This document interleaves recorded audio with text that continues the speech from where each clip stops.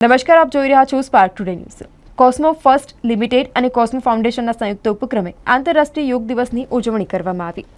આજના દિવસે તમામ લોકો યોગ દિવસની ઉજવણી કરી રહ્યા છે, ત્યારે વેમારડી રોડ સ્થિત કોસ્મો ફર્સ્ટ લિમિટેડના પરિસરમાં ઉજવણી કરવામાં આવી હતી।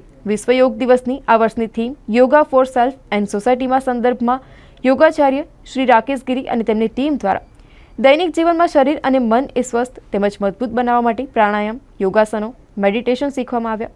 યોગના માધ્યમથી સ્વયં, પરિવાર, કાર્યક્ષેત્ર અને સમાજમાં સર્વનું સ્વાસ્થ્ય સારું રહે તેવા હકારાત્મક વલણની સાથે જીવનના ભાગ બનાવવાની સમજ આપવામાં આવી।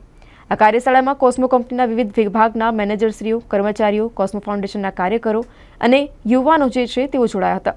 શિબિરમાં કોસ્મો ફર્સ્ટ લિમિટેડના પ્લાન્ટ હેડ શ્રી ઉદય દેશપાંડે, HR મેનેજર શ્રી શાશ્વત ખમારી, કોસ્મો ફાઉન્ડેશનના CHR હેડ મમતા બક્ષી દ્વારા શિબિરમાં જોડાયેલા કર્મચારીઓ, ગ્રામજનો, કાર્યકરોને શારીરિક અને માનસિક સ્વસ્થતા જાળવવી, નિરોગી જીવનશૈલી જીવવા, યોગાભ્યાસને દૈનિક જીવનનો ભાગ બનાવવા હિમાયત કરવામાં આવી હતી।